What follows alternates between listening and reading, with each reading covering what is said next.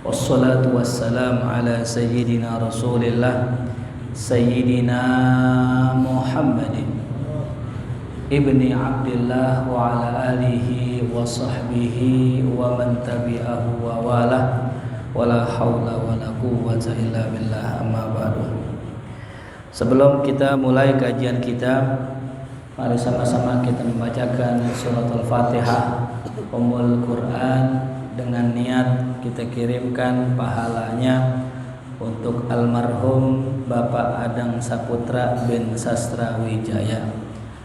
Beliau adalah salah satu dari sahabat kami yang biasa hadir di malam Kamis. Mudah-mudahan kita doakan almarhum diampuni dosanya, dimaafkan kesalahannya, dijadikan kuburnya raudhah min riyadil jannah. Ala hadhihi niyyah al-Fatihah.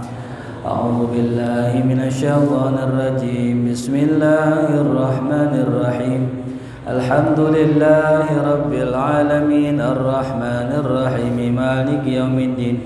Iyyaka na'budu wa iyyaka nasta'in. Ihdinas siratal mustaqim.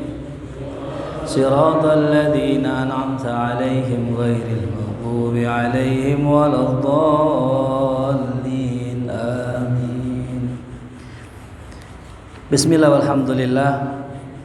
Wassalatu wassalam ala sayyidina Rasulillah Sayyidina Muhammadin ibni Abdillah wa ala alihi wa sahbihi wa man tabi'ahu wa walah wala haula wala quwwata illa billah, amma ba'du. Para hadirin rahimakumullah, kita masih dalam bab tentang sifat salatnya Rasulullah. Jadi kalau ada pengajian dari teman-teman kita, saudara-saudara kita, itu dari kalangan yang mengaku salafi, mereka selalu mengatakan bahwasanya ibadah mereka itu seperti ibadahnya Rasulullah. Seperti ibadahnya Rasulullah. Kita pun sama. Kita orang yang belajar fikih madhab Syafi'i pun sama. Ibadah kita juga ngikutin siapa? Rasulullah. Jadi ibadah sholat kita bukan ngikutin Imam Syafi'i, bukan. Ya. Ibadah sholat kita bukan mengikuti Imam Syafi'i, tapi ngikutin Rasulullah yang dipahami oleh Imam Syafi'i. Ya. Jadi salah kalau orang bilang, wah aneh ngikut Imam Syafi'i. Bukan. Kita mengikuti Rasulullah sebagaimana yang dipahami Imam Syafi'i. Kenapa? Karena jarak kita dengan Rasul terlampau jauh. Berapa tahun kita sama Rasulullah? 1400 tahun. Ya mustahil orang bisa langsung belajar kepada Rasulullah. Maka lewat siapa kita belajar? Lewat ulama yang dikasih nama ulama Syafi'iyah. Jadi kalau ulamanya namanya apa hadirin? Syafi'iyah. Yang mana ulama-ulama Syafi'iyah ini? Mereka mengambil satu metodenya Imam Syafi'i. Jadi biar jelas, nggak ada kita kedustaan. Karena saya anggap orang yang bilang, nih aneh ngikutin Nabi, aneh anggap itu orang bisa jadi dusta hadirin. Lain teh tahu dari mana Nabi? Emang ngelihat, emang belajar langsung. Dikasih kitab bahasa Arab, hadis agak paham. Berarti nggak mungkin belajar langsung dari siapa? Rasul. Minimal dia belajar hadis dari penerjemah kitab. Ya. Makanya kita harus jujur. Kalau kita belajar ame ulama, bilang aja belajar sama ulama. Yang mana ulama itu belajar sama ulama, ulama sampai Rasulullah. Ya. Nah ini tentang masalah sholat dijelaskan. Sholat itu adalah ibadah yang spesial. Di mana spesialnya? Kalau puasa, zakat, haji dan sebagainya itu turunnya di bumi langsung dari Allah perintahnya. Cuma di bumi. Tapi kalau sholat enggak. Dispesialkan ibadah ini dengan yang pertama Nabi dijemput dengan buruk. Yang kedua diperjalankan dari Masjidil Haram ke Masjidil Aqsa, dari Masjidil Aqsa ke Sidratul Muntaha. Dari Sidratul Muntaha di sanalah berjumpa dengan Allah Subhanahu wa taala. Ini yang disebut dengan Isra wal Mi'raj. Maka sebenarnya ini kalau kita pahamin isi salat yang kita kerjakan hadirin itu adalah perlambangan Isra dan Mi'raj. Itu perlambangan. Simbol. Dari mana simbol Isra Mi'raj? Kita lihat dikatakan di sini. Yang pertama, rihlah kanat salasa marahil. Di dalam sholat itu ada 3 rihlah, 3 perjalanan. Ya. Yang pertama dari Masjidil Haram ke Masjidil Aqsa. Yang kedua, Masjidil Aqsa ke Sidratul Muntaha. Yang ketiga, dari Sidratul Muntaha ini itu berjumpa dengan Allah Subhanahu wa taala. Begitu juga dalam sholat hadirin. Di dalam sholat itu ada 3 perjalanan. Mana yang pertama? Yang pertama perjalanan dari mulai berdiri. Dari diri kemana itu? Kemudian ruku. Dari ruku kemudian sujud. Itu perjalanan 3. Diri, ruku, sujud. Makanya 3 rukun ini dikatakan oleh ulama fikih namanya ruknun tawil, rukun yang panjang. Sepanjang apa? Kalau orang misalnya diri 1 jam lamanya sah. Orang ruku 1 jam lamanya sah. Begitupun juga orang sujud selama 1 jam sah. Itu namanya rukun apa? Panjang. Jadi sholat itu adalah perjalanan dari mulai takbir, diri, ruku dan sujud. Ini dikatakan subhanallah. Ya. Posisi berdiri itu ibarat posisi Isra. Ya. Diperjalankan kita dari Masjidil Haram ke Masjidil Aqsa diri. Posisi ruku dari mulai Masjidil Aqsa ke Sidratul Muntaha. Posisi sujud adalah perlambangan ketika kita berjumpa dengan Allah. Saya mau tanya, dari 3 perjalanan tadi, posisi mana? Ya, di manakah Rasulullah paling dekat dengan Allah? Sidratul Muntaha. Berjumpaannya dengan Allah. Maka dalam sholat tempat yang paling kita dekat sama Allah di mana? Sujud. Ya. Maka itu Rasul mengatakan dalam hadisnya, aqrabu ma yakunul 'abdu min rabbih wa huwa sajid. Tempat yang paling dekat seorang hamba dengan Tuhannya adalah ketika sujud. Ya. Jadi kalau kita pengen dekat sama Tuhan, pengen dekat sama Allah, perbanyak sujud, perlama sujud. Ya. Ustadz, ada teman saya rajin sholatnya, tiap hari tunggang-tungging, sujud toh dia mabok masih, dia masih maksiat, dia masih ngelawan sama orang tua. Kenapa ya Ustadz? Jawabannya karena dia belum sujud, dia belum ruku dan dia belum sholat hadirin. Itu yang dikatakan fawailul lil musallin alladzina hum an sholatihim, sholatnya lalai, sahur. Ya. Makanya pada pertemuan yang lalu kita bahas, ya, bagaimana sholat yang diterima Allah, sholat yang ada sakinah, sholat yang ada ya. Nah kita bahas konsep yang kedua, konsep sholat ya. Jadi kemarin kita bahas sholat itu tumakninah. Konsep yang kedua, sholat itu adalah kita sedang diajarkan menjadi hamba. Ya. Siapa orang yang berhasil menjadi hamba Allah dalam makna yang sebenarnya, maka sholatnya berhasil. Ya. Dimulai dari diri. Kenapa orang sholat nggak langsung sujud? Perlambangan kehidupan hadirin. Di mana-mana orang yang namanya manusia sombong dulu apa tawadu dulu biasanya? Sombong dulu. Apalagi baru punya ilmu ya. Ibarat polisi baru jadi hadirin. ABRI baru jadi galak kan? Ya. Kalau orang baru pulang nyantren, baru pulang belajar, apalagi belajar ke luar negeri. Wow. Ngelihat orang dongak hadirin. Sombong. Nggak boleh lihat orang baca kitab salah dikit, salah tuh bacanya, itu disalahin diri. Maka Allah bimbing kita, manusia jangan sombong, tundukkan kepalamu, tunduk. Allahu Akbar. Allah yang besar, saya kecil, saya tundukkan diri saya. Hamba. Berusaha bangun lagi, berusaha bangun lagi. Namanya orang kan kadang-kadang disuruh tawadu ngelawan hadirin. Namanya murid ya.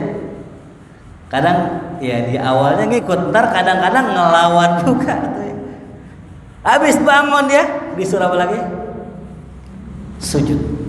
Rendahkan dirimu lebih rendah dari posisi yang sebelumnya. Ruku kan masih setengah, artinya nih orang masih setengah tawadu, belum sempurna. Tunduknya sama Allah belum sempurna, masih setengah. Lalu kemudian dia itu sujud, ketika sujud pun masih ada hasrat untuk bangun, makanya disuruh sujudnya berapa? 2 kali sujud. Cuman kembali lagi tadi, ketika kita di posisi sujud, enggak kita lama-lama sujud karena kita makhluk sosial, ya. Jadi kalau istilah kata orang itu kholwat di rumah, jangan kholwat terus. Kita ini makhluk sosial, makhluk yang butuh orang lain. Maka kita bangkit lagi. Cuman bangkit yang kedua, kita dalam posisi sudah tawarruk, duduk miring seperti ini. Apa perlambangan orang duduk miring hadirin? Ini duduk hamba di hadapan tuannya. Coba kalau antum nonton video-video itu, orang-orang tuh kalau budak itu duduknya begini hadirin. Depannya tuan, duduknya begini. Nah, artinya apa? Berarti berhasillah Allah mendidik kita untuk menanamkan sifat penghambaan. Ya. Dari mulai diri simbol keangkuhan, ruku ya simbol penghormatan, dan sujud simbol penghambaan, dan terakhir duduk kita di hadapan Tuhan, siap menerima perintah apapun. Ada 2 cara duduk hamba ya hadirin. Yang pertama duduknya begini, kaki di atas, yang ini di bawah. Ini duduknya budak yang siap disuruh. Jadi kalau misalnya tolong ambilkan ini, siap langsung bangun. Yang kedua duduknya begini. Maka di antara cara makannya Rasulullah, 1 kayak tadi, 2 begini. Rasul hadirin makannya begini loh. Antum bisa bayangkan ya, Rasul kalau mau sombong pantas gak? Pantas. Makhluk paling mulia. Tapi lihat makannya Nabi kayak budak. Makannya Nabi kayak apa? Budak. Berarti Allah sukses mendidik Nabi Muhammad SAW untuk menempatkan posisinya sebagai hamba Allah. Jadi tujuan sholat itu agar kita menjadi bukan menjadi Tuhan. Jadi yang ngatur waktu sholat kita apa Allah. Kalau yang ngatur waktu sholat kita, oh udah kita tuannya. Ya Allah bentar ya Allah, bentar Johor jam 4:30 aja ya Allah. Nggak boleh gak begitu? Nggak boleh. Sang hamba harus ikut aturan tuannya. Ya, fulan sholat subuh jam 5. Kan sekarang jam berapa sholat subuh? Jam 4 lewat 5 lah. Misal nih begadang malam, setengah 4 nih, pengen subuh masih lama, sholat duluan boleh gak? Gak boleh. Kita harus tunduk patuh dengan aturan siapa? Maka tujuan sholat selain mendapatkan ketenangan atau yang namanya tumakninah, yang kita harapkan dengan sholat kita mendapatkan sifat penghambaan, hamba tuh. Ya. Makanya benar tuh Al-Quran berbicara apa? Kata Al-Quran, Subhanalladzi asra bi abdi, ngomongnya hamba yang diberangkatkan oleh Allah ke Masjidil Haram dan ke Masjidil Aqsa. Itu bukan siapa-siapa, bukan nabi, bukan rasul, tapi abdihi, hambanya. Agar apa tadi? Untuk diperintahkan sholat. Jelas Pak? Makanya kalau kita udah memiliki sifat penghambaan, hidup nggak neko-neko, udah nikmat aja. Apa kata Allah? Kata Allah suruh sholat, sami'na wa ata'na. Kata Allah suruh nikah, sami'na wa ata'na. Kecuali nikah lagi, nah kita sami'na sih, istri kita yang nggak ata'na. Kalau kita sih ata'na aja ya. Nah ini hadirin ya. Jadi sholat itu mengajarkan kita agar kita menjadi seorang hamba. Lalu, nah tadi, ketika posisi sujud, hadirin, ketika kita sedang sujud, sedang dekat dengan Allah, kira-kira kita ngapain? Nah ini, berdoa. Ya. Makanya ada sebuah hadis, ad-du'a'u mukhul ibadah. Doa adalah intinya ibadah. Jadi kalau orang sudah berdoa, secara hakikat dia sudah beribadah, walaupun secara syariat belum. Jadi kalau ada orang azan Allahu Akbar di doa begini, selesai dimain, ditanya, "Lu udah sholat?" "Udah tadi."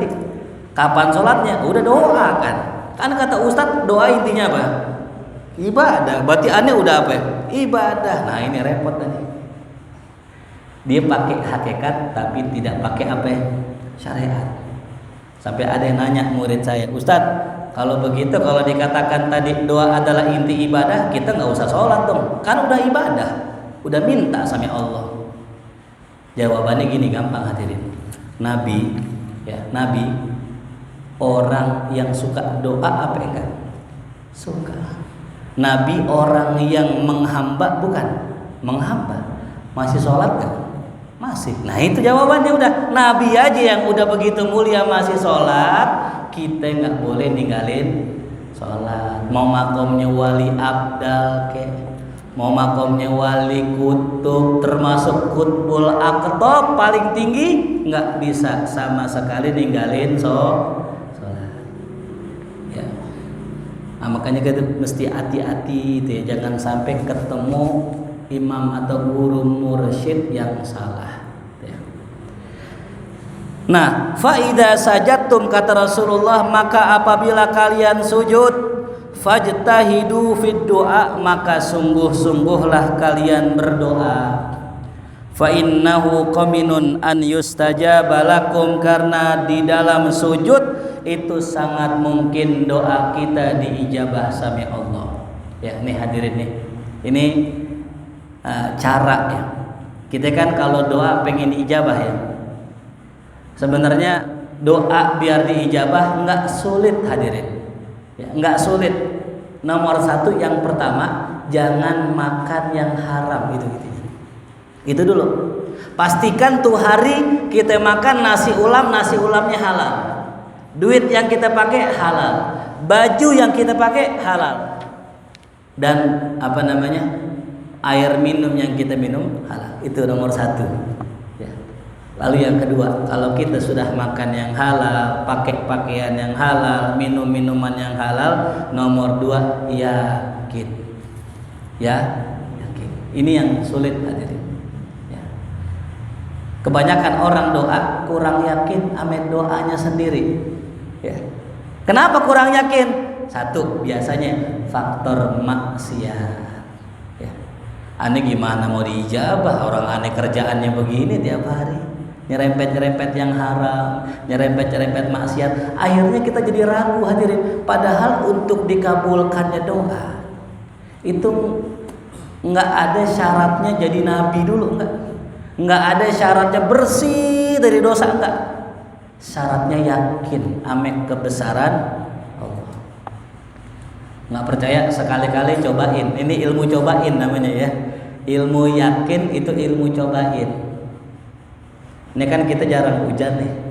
Mau ngetes gitu kali kita doa minta sama ya Allah. Ya Allah, Engkau yang maha menciptakan langit, Engkau yang maha menurunkan hujan. Ya Allah, panas banget nih malam, turunkan hujan yang besar ya Allah.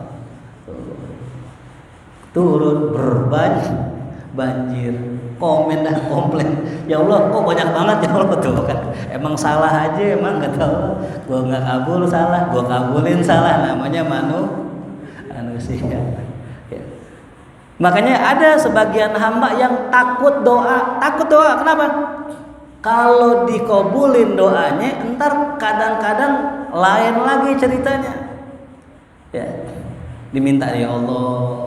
Udah lama ya Allah jomblo belum kawin-kawin, bini udah lama meninggal ya Allah, carilah ya Allah janda, nggak apa-apa janda, dikabul dikawinin sama janda, cuman jandanya nauzubillah, dia doanya kurang lengkap tuh. Baru doa minta janda, Allah kasih janda Fir'aun.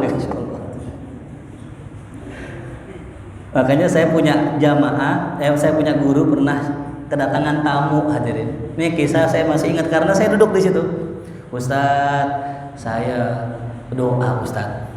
Saya kan duda Ustadz, punya anak. Saya pengen nikah lagi. Saya doa, ya Allah cariin saya janda. Loh, dia tahu diri tuh. Duda nyarinya apa? Ini nyari perawan. Nyarinya janda. Yang kedua, ya nggak apa-apa dah kaya gitu. Yang penting cakep. Ini doa 3 tuh. Janda, kaya, cakep. Allah. Dikabul doanya, udhuni astajib lakum. Dikabul doanya, dapat janda, cakep, kaya. Cuman ada cumannya. Dia susah buat nikah karena anak-anak nih janda pada nggak setuju dia kawin sama itu laki tuh. Dia lupa minta dimudahin. Ya. Makanya kalau doa jangan pernah lupa, semoga dimudahkan, semoga kita doa minta perempuan yang kita pengen boleh-boleh aja, cuman jangan lupa minta dimudahin. Atau minta doa beri kaya, ya Allah jadikanlah saya orang kaya. Betul kaya, duitnya banyak, nauzubillah, anak istrinya maksiat. Ya. Makanya ada ajaran guru saya gini, kalau kita berdoa jangan lupa selipin di ujungnya. Nih di ujung ini, boleh dicatat, boleh ditulis ya. Ya Allah, saya minta rezeki yang halal, yang banyak, yang barokah. Tambahin ma'al lutfi wassalamah wal afiyah. 3 tuh. Ya Allah, saya minta ini ma'al lutf, disertai dengan kelembutanmu. Jadi ketika Allah ngasihnya halus sampai kita nggak berasa. Kalau bahasa kata nih, mungkin kita dikasih kaya. Contoh, kaya cuman dari duit warisan. Ada yang meninggal gak? Kaget gak kita? Berarti gak lutuf tuh, gak lembut ngasihnya. Ya. Wassalamah, dikasih dengan selamat. Artinya dengan kaya ini anak istri saya tetap selamat. Berapa banyak orang yang soleh ketika miskin, namun gak soleh ketika kaya. Ada orang baru dengar pengen dapat warisan udah nyidekin janda hadirin. Yang mana nih? Udah nyidekin kan? Coba kalau misal seandainya dia jadi orang kaya, itu tukang kawin hadirin. Ya. Makanya mendingan susah dah kalau kaya malah jadi sengsara tuh. Wassalam. Yang terakhir wal afiyah. Hati nggak sombong itu. Oh serem hadirin. Ya, kita nih kadang menganggap bahwa maksiat zahir itu maksiat yang gede, zina gede, bunuh orang gede, minum khamr gede, padahal sombong lebih gede. Kita ngelihat orang minum khamr nih, lek, terus kita lewat, kita lihat nih orang, kita kecilkan dia, kita remehkan dia, dosa kita lebih gede dari dia tuh. Nauzubillah. Kenapa? Orang yang minum khamr kalau ditanya itu dosa nggak dosa, aneh malu, aneh nggak enak, belum bisa ninggalin, tuh tawadu nih. Coba kalau orang yang punya penyakit sombong, masya Allah. Al-kibriya ridaullah, sombong itu pakaiannya Allah, nggak boleh kita pakai. Makanya kadang nih hati nih hadirin, nih hati kita kadang suka sombong hadirin. Kalau kita nggak maksiat, minum khamr kagak, main perempuan kagak, bunuh orang kagak, ngerasa kita soleh, akhirnya hati kita sombong. Kadang dibikin jatuh sama Allah hadirin. Nggak tahu gimana, pokoknya kita ngerjain maksiat aja, jatuh kita sengaja biar kita nggak sombong. Ya. Cuman kemaksiatan tadi bukan dosa besar, bukan dosa besar. Dan kemaksiatan tadi bukan perkara yang orang tahu hadirin. Agar hati kita stabil. Ya. Nah, jadi kembali lagi tadi, kalau kita minta apa-apaan doanya 3, ma'al lutfi wassalamah wal afiyah. Jangan lupa nih 3 doa ini hadirin. Nah ya. Nah, tadi ketika sujud tuh nih ya. Sujud tadi perlambangan penghambaan. Orang kalau udah ngaku hamba, udah bener-bener merasa hamba, bersikap selaku hamba, minta apaan aja Allah kabul. Ya. Makanya tempat yang paling mustajab dalam doa sujud. Ya. Kok para aulia nggak sujud doanya makbul? Nah ini pertanyaannya ya. Kita datang ke rumah kiai, ke rumah habaib, beb doain beb. Itu habib nggak sujud nggak? Doanya doa aja, amin amin amin, kabul. Kenapa? Karena habaib, ulama, aulia, walaupun mereka tidak sujud fisiknya, tapi hatinya sedang sujud. Yang sujud apanya hadirin? Hatinya. Apa makna sujud hatinya? Hatinya tawadu. Ya. Ada salah seorang tetangga saya itu sakit kalau bahasa orang sekarang ya, sakit jiwa ya, ODGJ. Ya. Itu gara-gara harta warisan hadirin. Ini baik-baik ame warisan ya. Makanya kalau kita dapat warisan, dapat alhamdulillah, nggak dapat alhamdulillah. Jangan ribut gara-gara warisan. Akhirnya apa? Stres. Duit warisan hilang ratusan juta. Berobat sono nggak sembuh, berobat situ nggak sembuh, berobat sini nggak sembuh, ke dukun ono, ke kiai, ke habib, nggak ada yang sembuh. Sampai satu hari datang ke saya punya guru, almarhum almaghfurlah Habib Abdurrahman bin Ali Assagaf, murid Habib Ali Kuitang, murid beliau. Umurnya udah 90 ya. Ngalamin zaman beliau, ngalamin, masih muda beliau. Datang ke tempat Habib, beb, ini saya punya bibi sakit, tolong didoakan ya. Habib nggak bisa doain, yang bisa nyembuhin siapa? Allah. Tuh lihat, tawadu. Ya. Lain sama orang kita, baru bikin air dikit baik, ketemu orang sini, gue bacain. Tuh, udah merasa bisa. Boleh nggak? Nggak boleh hadirin. Kita nih orang minta tolong, Ustadz, tolongin saya, anak saya sakit, bacain doa. Saya bacain, terus sembuh tuh bocah. Itu bukan kemampuan saya, la haula. Itu Allah yang nolongin, karena setiap siapa orang yang nolong orang lain, Allah tolongin. Ya, itu. Simpel aja. Nah, ketika kita biasa tuh bikin air sembuh ya. Nah, nggak boleh tuh. Sini. Sakit apa? Ini, aneh, bacain bismillah ya. Minum. Waktu nggak boleh hadirin. Ya. Takutnya akhirnya subhanallah. Ini habis minum air doa dari guru saya, sembuh hadirin. 3 tahun berobat nggak sembuh, cuman bacain Fatihah sholawat sembuh. Ya, an-nasyifa biadillah. Sembuh dari mana? Allah. Nah, jadi kembali lagi, kenapa doa-doa gampang banget dikabul? Karena hatinya sujud, hadirin. Kita jangan merasa sombong, ya. Dulu ana diajarkan sama guru saya, nih, ente ya, kalau punya hajat, nih baca ini. Di antara amalan yang guru saya ajarin, bismillahilladzi la yadurru ma'asmihi syai'un fil ardi wala fis sama'i wa huwas samiul alim. Ketika kondisi saya lagi sakit, hadirin, lagi sakit, waduh, pengen pulang, hujan. Kalau kita pulang maksain robos tambah sakit, tidak. Saya tunggu sebentar. Kok lama hujannya?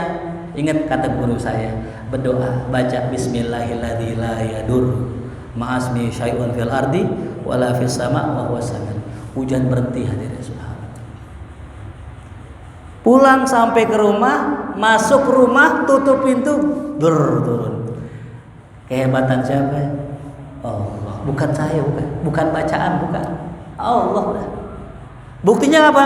Buktinya pas kita lagi kumpul bareng-bareng, kita berdoa dengan doa yang sama. Bismillahirrahmanirrahim. Kagak reda hujannya. Kenapa? Yang tadi lillah, karena Allah. Yang kedua pengen pamer. Tuh, lihat tuh nih, kibas-kibasin sorban, susu tuh. Agak reda hujannya, pamer zente itu. Ustadz, kok ada tuh orang saban begini kobul, dia pamer istidroj. Jadi istidroj. Ya. Makanya dukun-dukun sakti-sakti. Jadi dijadi istidroj.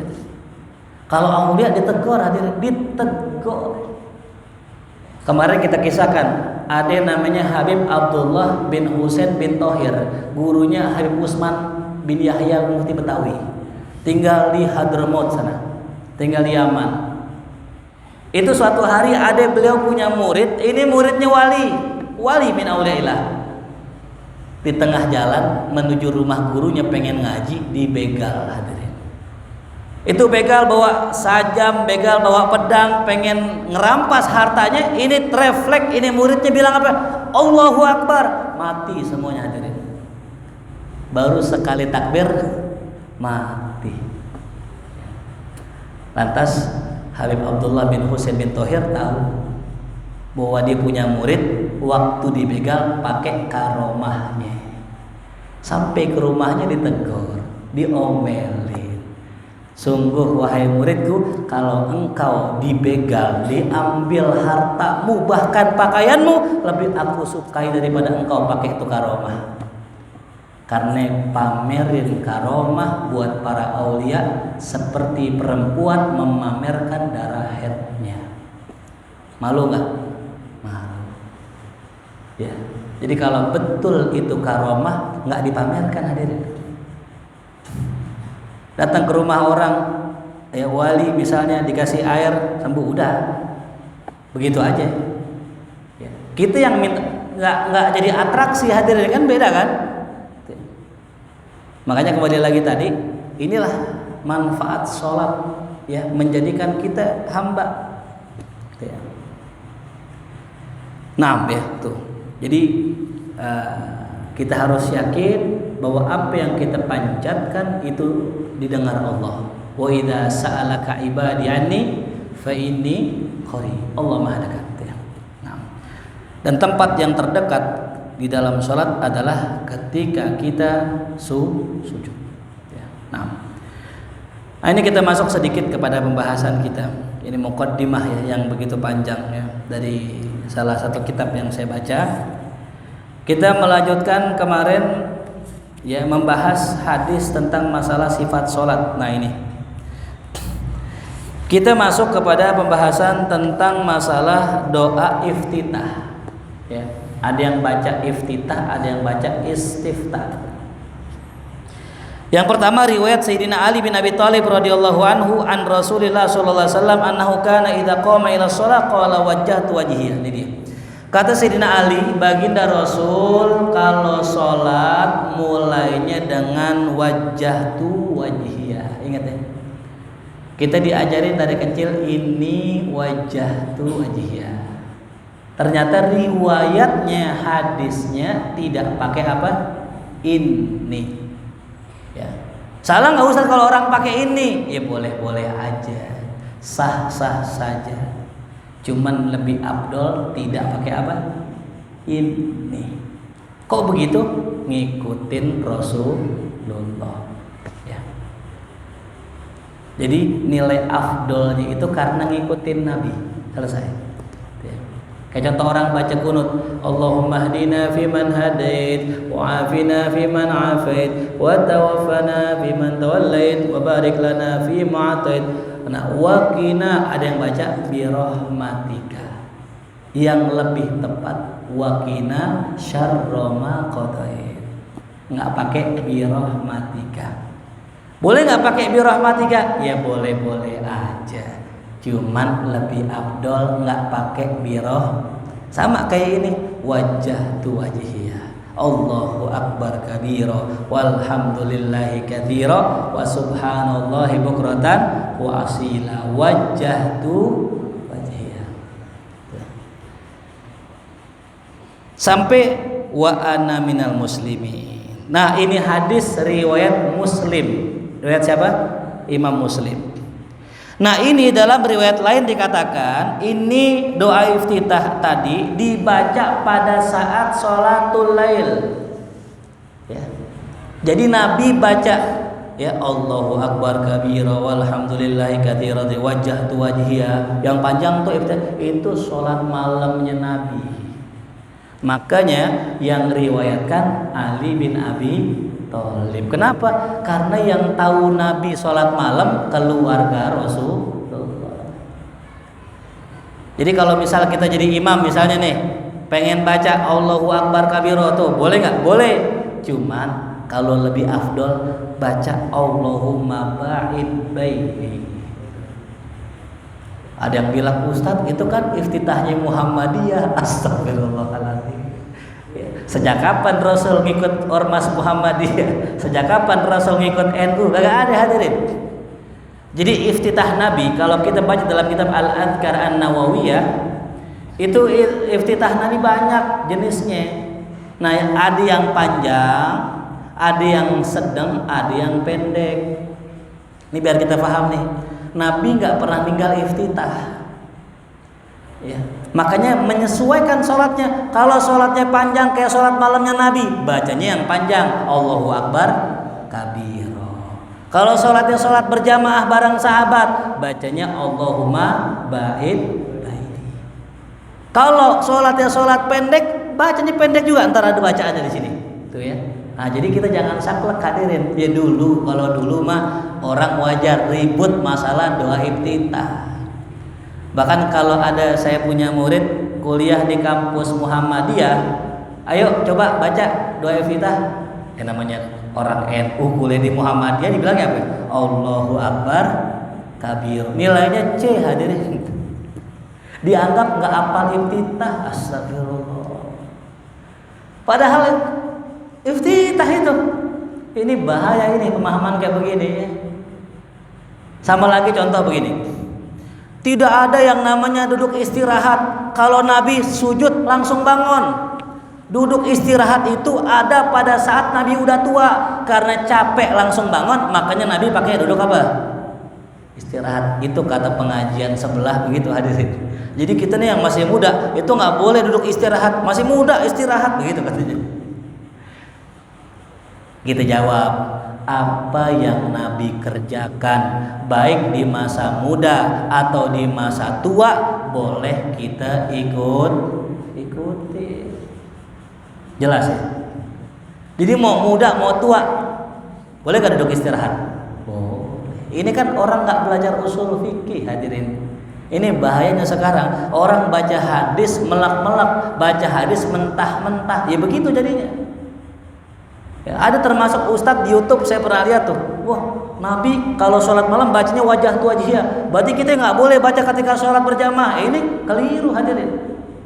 Boleh-boleh aja baca yang mana aja doa. Yang penting doa iftitah dari siapa? Dari Rasulullah. Nah, yang kedua riwayat Abu Hurairah. Rasulullah itu kalau takbir sakata hunaihatan. Nabi diam sejenak. Jadi yang benar begini. Allah Akbar.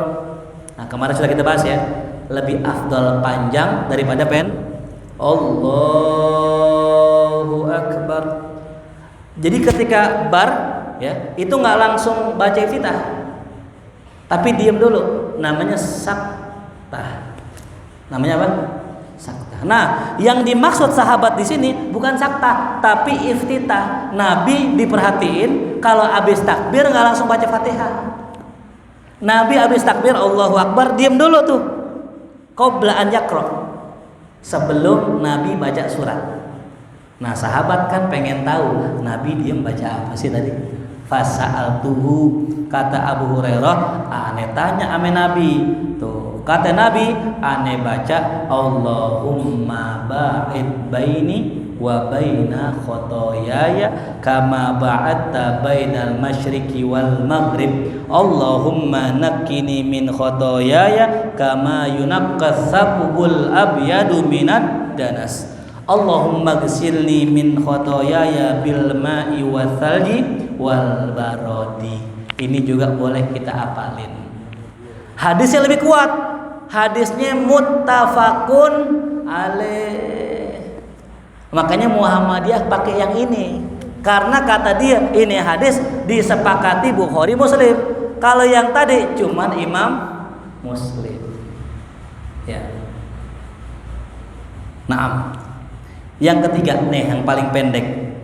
Wa an Umar. Nah, Sayyidina Umar pernah dengar Rasul baca iftitah begini doang hadirin. Subhanakallahumma wa bihamdika wa tabarakasmuka wa ta'ala jadduka wa la ilaha ghairuk. Dah, situ. Itu iftitah terpendeknya Rasulullah. Ya. Kapan kira-kira dibaca kayak begini? Biasanya ketika sholat yang pendek, sholat sunnah. Ya. Jadi kan kita nih biasanya kalau jadi imam terawih, coba dah pakai iftitah. Jamaah komplain gak tuh? Komplain apa? Kita kadang-kadang rukunya kita korting subhana rabbiyal a'la, Allahu akbar, gak ada gitu. Jadi kalau sholat pengen cara cepat, dalam kitab Al-Adhkar Nabi pernah contohin. Yang pertama, ketika ruku jangan baca subhana rabbiyal azim, jangan, karena 3 kali sunnahnya. Subuhun kudusun rabbuna rabbul malaikati warruh. Pendekkan lagi, subuhun kudusun rabbul malaikati warruh, sami'allahu liman hamidah, rabbana lakal ham, Allahu akbar. Subuhun kudusun rabbul malaikati warruh, duduk Allahu akbar, rabbighfirli rabbighfirli, Allahu akbar. Subuhun kudusun rabbul malaikati warruh, Allahu akbar. At-tahiyyatu lillah. Nggak perlu at-tahiyatul mubarakatus sholawatut thayyibat, itu sunnah. Yang wajib at-tahiyatu lillah. Itu buat para imam nih. Nggak usah baca at-tahiyatul mubarakatus sholawatut thayyibatul lillah. Enggak, at-tahiyatu lillah. Assalamu alayka ayyuhan nabi wa rahmatullahi wa barakatuh. Assalamu alayna wa ala ibadillahi sholihin. Asyhadu an la ilaha illallah wa asyhadu anna Muhammadar Rasulullah. Allahumma shalli ala Muhammad wa ala ali Muhammad fil alamin innaka Hamidum. Assalamualaikum warahmatullahi wabarakatuh. Itu kena semua sunnahnya gitu. Ya. Makanya perlu kita tahu nih riwayat ini ya. Nah, sayangnya kadang kalau orang kita kan belajarnya cuman sampai Safinah, paling tinggi Fathul Qorib. Udah nikah Fathul Izan, bacanya gitu. Nah, coba kita baca Al-Azkar kitab Imam Nawawi itu Masya Allah ya. Nah, ini riwayat yang paling pendek itu katanya riwayat Muslim dengan sanad munqati. Riwayat Daruqutni dengan ya sanad mauquf ya, hadisnya mauquf. Artinya apa? Ya, ini pendek cuman lemah hadirin. Ya. Pendek cuman apa? Lemah. Boleh kita amalin? Boleh. Ya.